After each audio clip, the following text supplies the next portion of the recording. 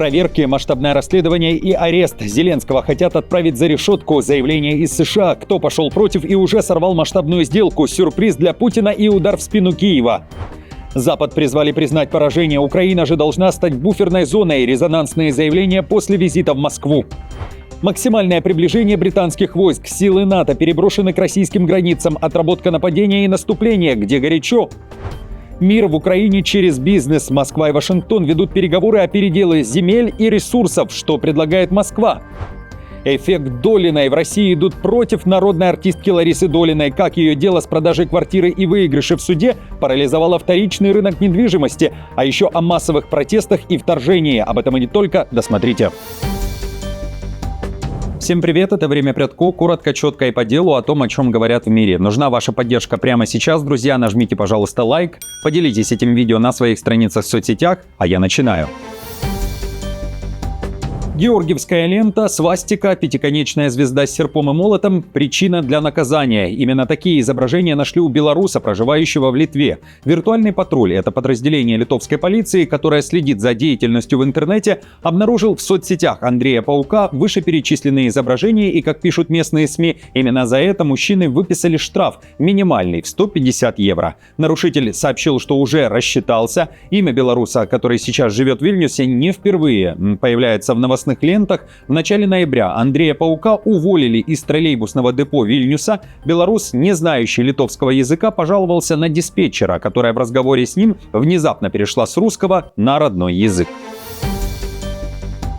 Переброска войск осуществлена. Силы НАТО максимально приблизились к российским границам. 3000 военных, 600 единиц техники и британские войска также берут оружие в руки. В Финляндии официально стартовали масштабные военные учения. Место выбрано не случайно. Полигон Вуасанка расположен прямо у восточной границы, там, где любое движение подразделений уже читается как политический сигнал. Сценарии жесткие: оборона в условиях северной зимы, остановка наступающего противника, ночные бои, наступательные действия и взаимодействие разных родов войск. В учениях участвуют танки, беспилотники, вертолеты. Это уже 4-е учение НАТО и Финляндии за одну неделю. Ключевое значение для достижения главной цели учения – взаимодействия родов войск – имеет подготовка командиров к действиям в различных развивающихся ситуациях.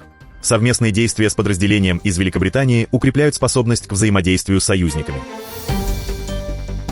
Украина должна быть буферной зоной. Громкое заявление от соседа, с которым не ладятся отношения. Именно Виктор Орбан считает, что Украина должна быть буфером между НАТО и Россией. Тогда мирное соглашение между Москвой и Киевом, считает премьер-министр Венгрии в интервью Welt, будет действительно долгосрочным. Сейчас же, по мнению Орбана, Украина с оборонной поддержкой Запада несколько откатилась от статуса буферного государства между Россией и Альянсом, которым она стала после расширения блока на восток. Глава венгерского правительства напомнил, что в 1999 году НАТО было расширено за счет Польши, Чехии и Венгрии. Позже к нему присоединились страны Балтии, Болгария, Румыния и Словакия. И это определило восточную границу Альянса.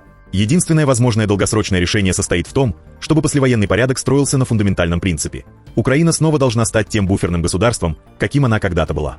Россия сохраняет те территории, которые будут согласованы на Международной мирной конференции, а все к западу от этой линии, до восточной границы НАТО, составляет территорию украинского государства, которое вновь будет существовать как буфер, но государство. Немного ранее, выступая на собраниях своих сторонников в Венгрии, Орбан призвал Запад, который он обвинил в спонсировании войны в Украине, признать поражение. И лучше раньше, чем позже, потому что Киев стремительно теряет свои территории, говорит Орбан. Есть и более резкие народные выражения для этого. Мы просчитались, мы проиграли эту войну. Украина потеряла 25% своей территории, столько-то человек, уничтожено столько-то имущества. Мы отдали им 170-180 миллиардов евро, при том, что у вас, немцев, дома нет столько денег. Все это мы отдали, сгорело. К сожалению, мы не достигли цели. Кто это скажет? Способ управления страной и руководство Зеленского после отставки Ермака вступят в новую главу. Уход Ермака с поста главы Офиса президента – это мини-революция в Украине и болезненное решение. Однако другого выхода не было. Об этом пишет Financial Times. Издание уточняет, что громкая отставка на Банковой может означать отход от концентрации власти, характерной для украинской постсоветской политики и особенно для эпохи Зеленского-Ермака. Переходный период будет трудным. Зеленскому предстоит пройти через внутренние разногласия несогласие и углубляющийся коррупционный скандал в его окружении, говорится в материале. Там также уточняют, что этот скандал еще не исчерпан, ведь существует система, которую построили в офисе. Даже после его ухода влияние Ермака ощущается. Многие чиновники, экс-чиновники, депутаты и политтехнологи отказывались говорить о нем публично, опасаясь, что он останется близким к президенту.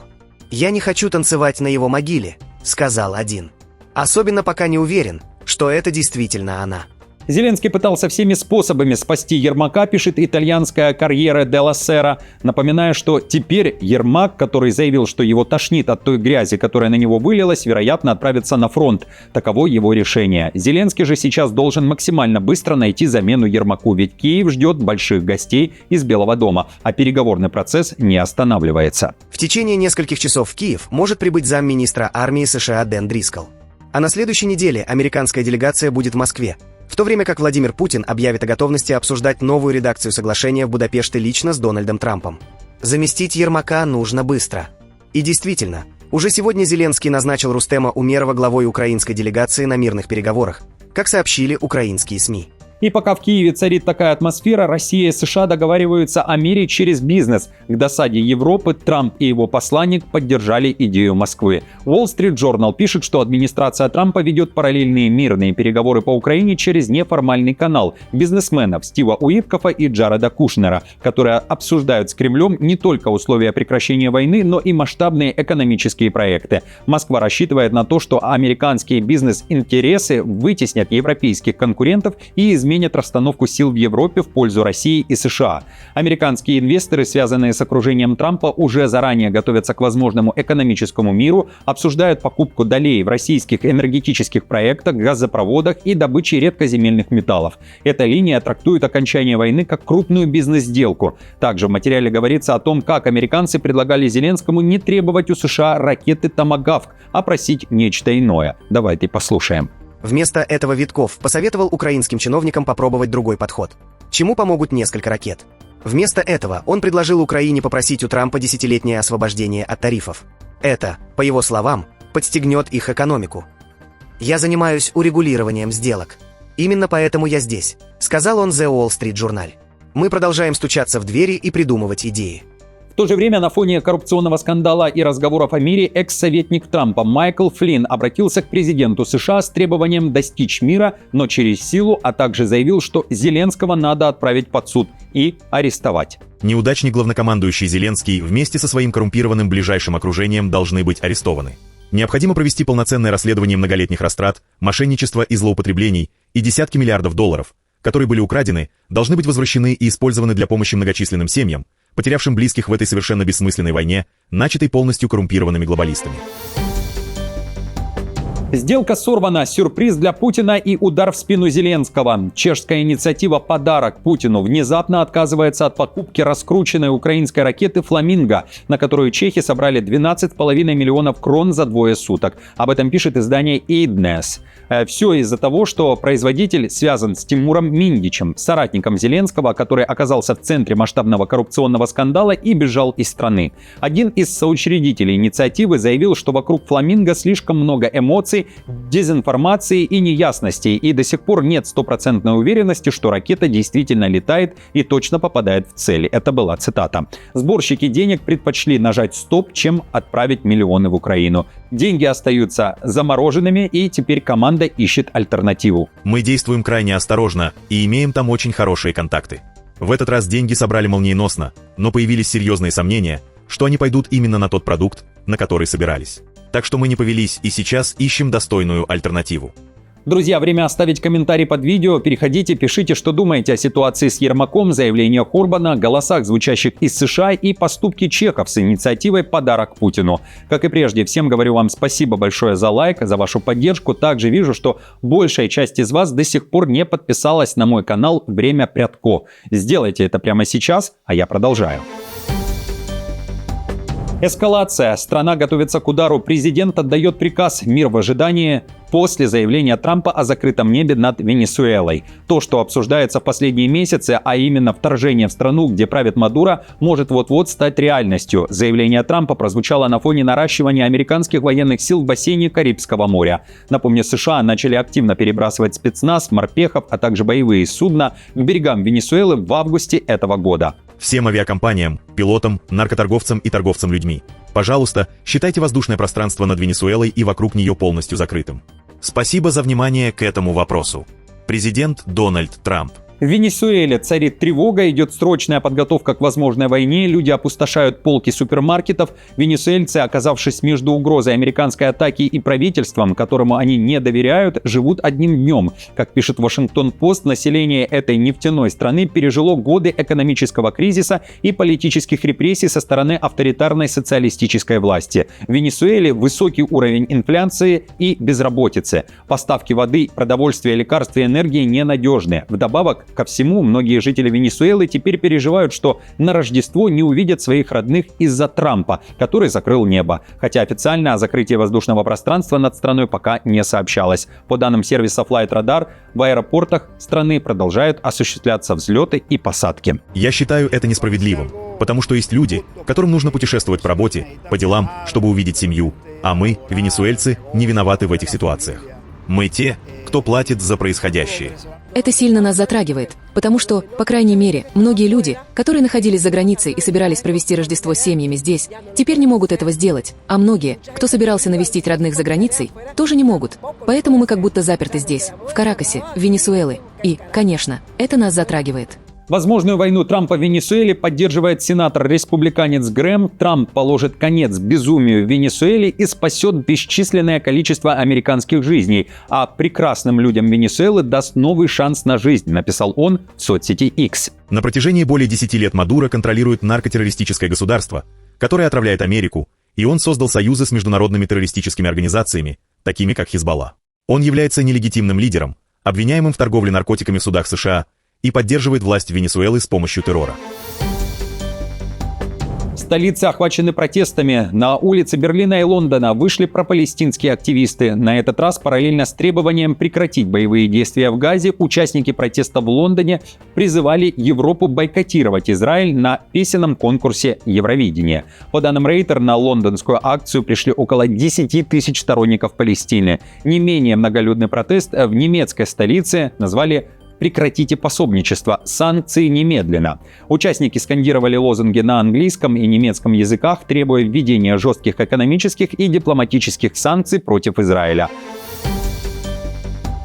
В Беларуси стремительно расширяется список запрещенной литературы. Уже 250 книг внесены в бан-лист изданий, которые, далее цитата, способны нанести ущерб национальным интересам Республики Беларусь. По данным белорусского ПЕН-центра, к концу ноября 2025 года в перечне Министерства информации значатся уже 258 книг, в 7 раз больше, чем год назад. Основанием для подобного списка стали поправки к закону об издательской деятельности, вступившие в силу в октябре 2023 года. Первый официальный перечень был опубликован на сайте Министерства в ноябре 2024 года. В него сразу вошли 35 наименований. Первые 3 позиции заняли книги по истории Беларуси, а остальные 32 – российские издания, преимущественно посвященные тематике ЛГБТ, сексуальному образованию и рассчитанные на аудиторию 18+. Эффект Долиной. Паралич на вторичном рынке недвижимости в России из-за Ларисы Долиной и ее связей с Кремлем, которые помогли ей, как пишут российские СМИ, в суде. История с квартирой Ларисы Долиной разгорелась с новой силой. На днях суд поставил все точки над «и». 4 фигурантов дела о мошенничестве с квартирой Долиной отправили за решетку. Покупательница квартиры Полина Лурье деньги за отмененную сделку отсудить так и не смогла. То есть Долиной вернули квартиру, которую она продала за 112 миллионов рублей по совету мошенников, и разрешили не возвращать деньги законной покупательнице, которая не знала о мошеннической схеме. После этого российский шоу-биз взорвался, коллеги по цеху обвиняют Долину в грабеже невиновного человека. В Википедии даже появилась статья «Эффект Долиной». Далее цитата: «Эффект, вызванный распространением схемы, при которой продавец квартиры вскоре после ее продажи пытается оспорить сделку, заявляя о том, что стал жертвой мошенников и потерял денежные средства с продажи». Из-за одной моей в кавычках любимой певицы, Ларисы Александровны Долиной, я не могу сейчас продать ни одну из своих квартир. Если узнает покупатель, что я артистка, то я, значит, кого-то могу развести. Долину теперь отменяют, люди массово сдают билеты на концерты Долиной, утверждает телеграм-канал «База». Народную артистку РФ могут вырезать и из музыкального фильма «Новогодние приключения Шурика». В то же время директор певицы заявил, что не заметил отмены артистки, однако есть мощная агрессия в ее адрес. Никто там ни у кого на улице с пистолетом ничего не отбирал. Никто же не удосуживается погрузиться в процесс реальных следственных действий, которые привели следствие к определенным выводам. В России снесли памятник домашнему насилию, так как домашнего насилия нет. Речь о памятнике, который еще в 2010 году был установлен в Саратове. В народе его назвали «памятник картошки фри». На самом же деле изогнутые столбы символизировали скалы, которые преграждают путь к добру и миру, а также взаимопониманию в семье. Теперь на месте скульптуры пусто. Весной этого года провластные СМИ запустили кампанию против памятника. Отмечалось, что скульптура появилась в годы, когда российские власти стремились подружиться с европейцами и позволяли им навязывать свои нарративы, чуждые ментальности России. На самом же деле, писали российские СМИ, в РФ нет насилия, а Запад просто пытается унизить моральный облик россиян. В городадминистрации Саратова отказались комментировать демонтаж памятника. Случаи семейного насилия, если уже не происходят, для России скорее редкость, чем устоявшаяся практика. По каждому такому факту, если он попадает в общественную плоскость, незамедлительно начинается расследование, и агрессоры, как правило, получают очень приличные сроки лишения свободы. Тут позиция правоохранительных органов отличается непримиримостью. Друзья, всем спасибо за просмотр, хорошего дня, не забудьте поддержать мою работу лайком, подпиской и комментарием. До встречи уже завтра.